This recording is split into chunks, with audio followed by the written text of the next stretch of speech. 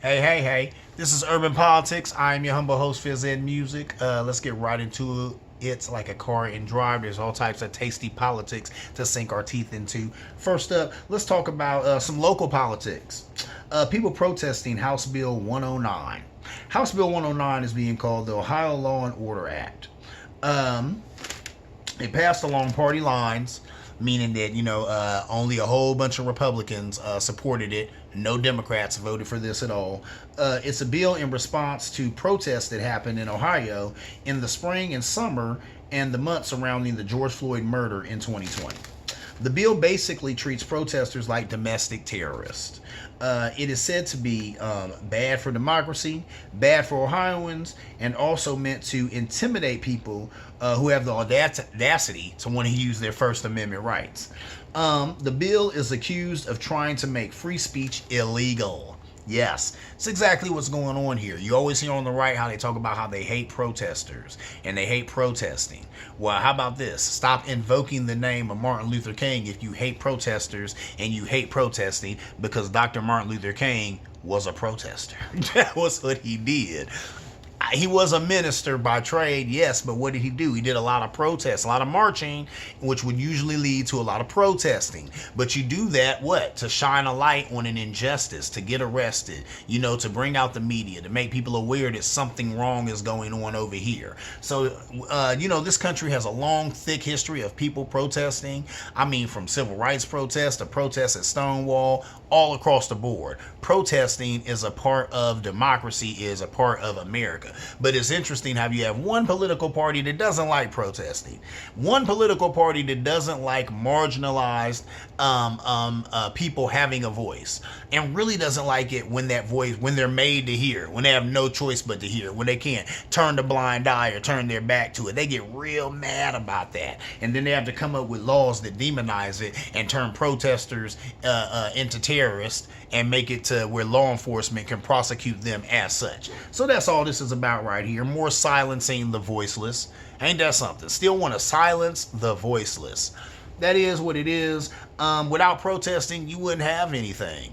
You see what I'm saying? There has to be some disruption. And I get it. People are like, well, vandalism is not protesting. I hear that. When you protest, it's supposed to be peaceful protest, right?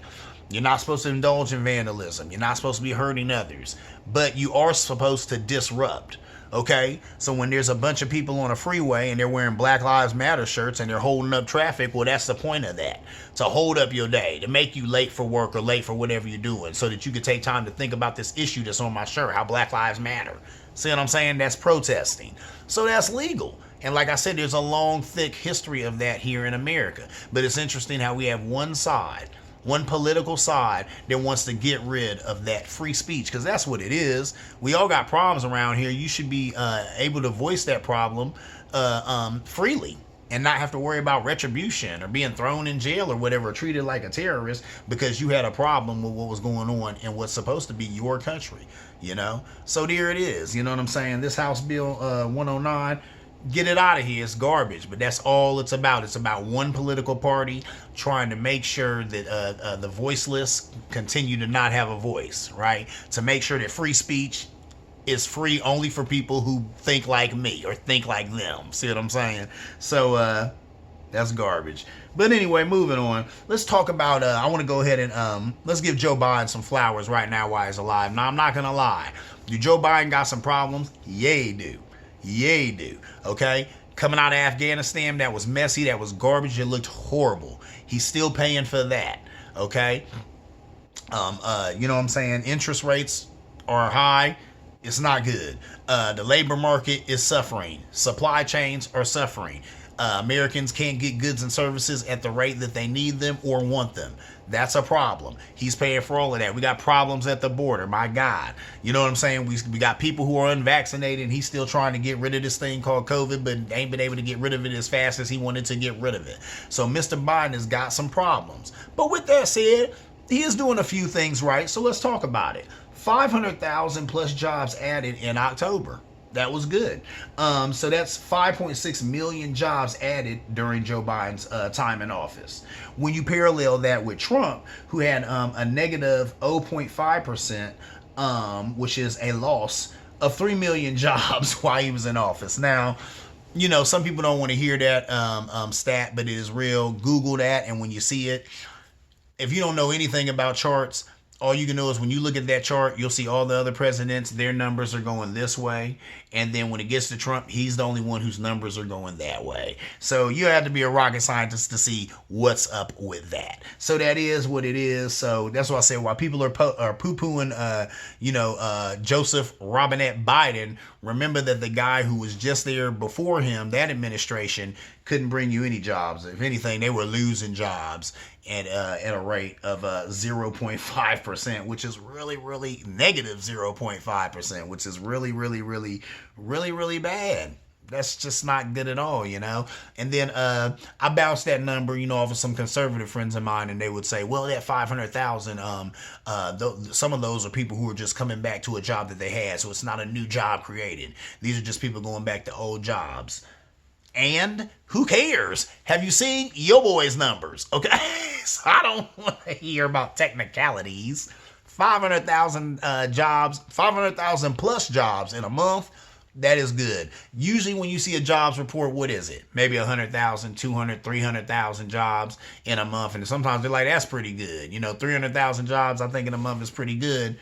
They had 500,000 plus jobs in October in the midst of a pandemic. There are still people in the hospital dying from COVID. So that TI is what a TI is, but we definitely got to tip our hat to that right there. That is something. I didn't say he didn't have other problems. I didn't say that the Democrats don't need to get it together before 2022, because 2022 is coming. If they're trying to win that election, they definitely need to do better. But this right here, this is a brick in the wall towards a beautifully built Democratic building that they can maybe ride on in 2022.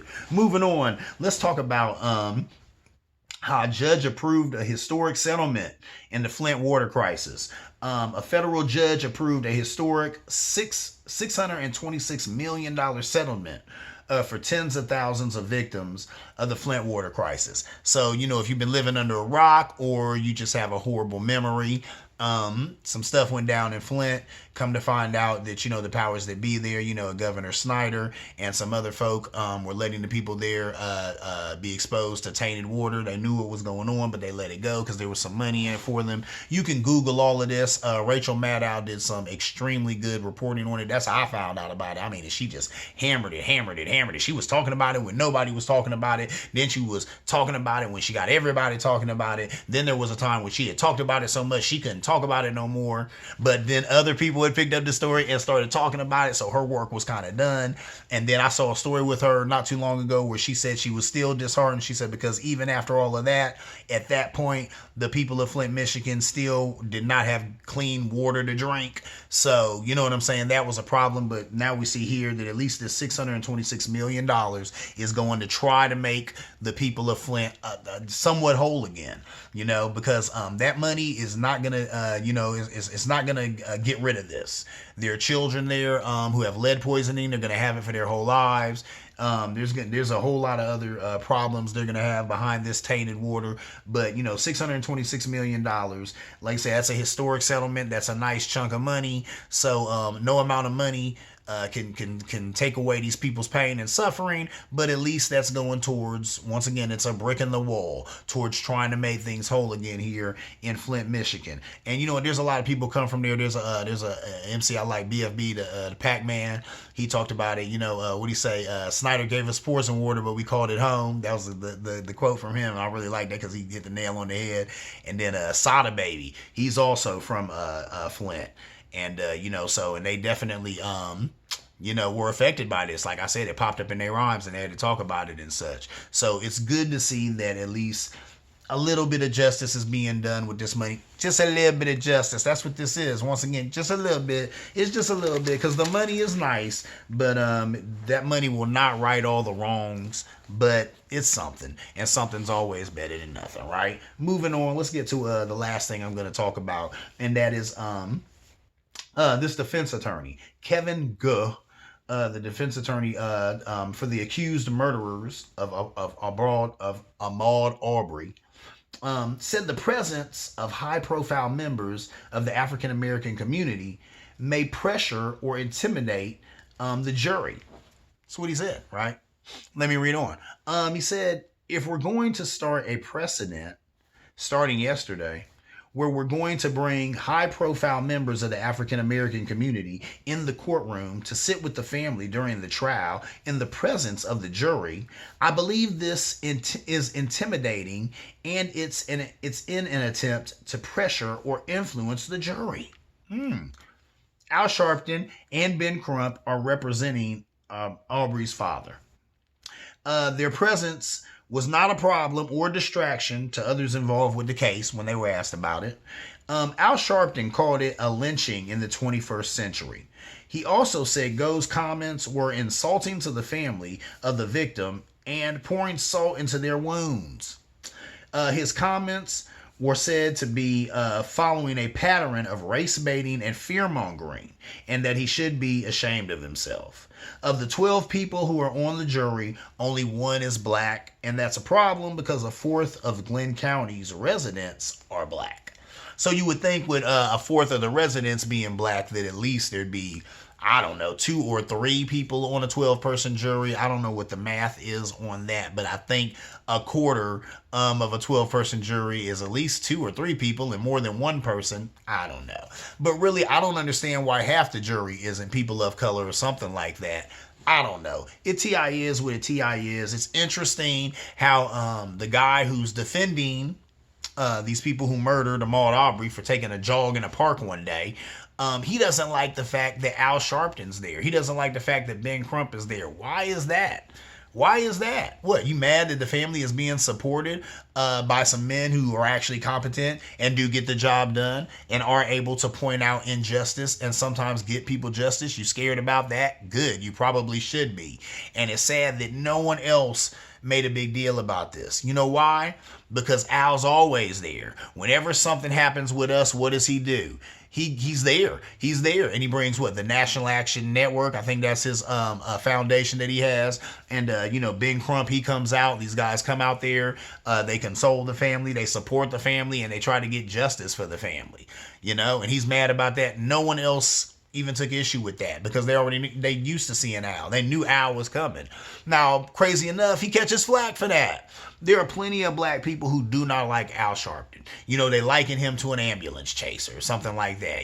They're like, he's just, whenever something goes down, he's there, and then he makes it all about him and gets candid and whatever. You say whatever you want to about Al Sharpton. I'll tell you this. Some of you would not know the name Trayvon Martin if it wasn't for Mr. Al Sharpton, okay? Say what you will, but that man is present. He is present, right? He's always present on the scene when these things go down. And who else is going to do it? Now, I've said that for years on this show, talking about Mr. Al Sharpton. I said, what are we going to do when there is no Al Sharpton to go to these places and help these black families when stuff like this happens? But now we got Mr. Ben Crump, and he's there as well. And he's going to pick up the mantle when Al can't do it no more, because Al is getting older, and in a minute here, he's going to have to retire.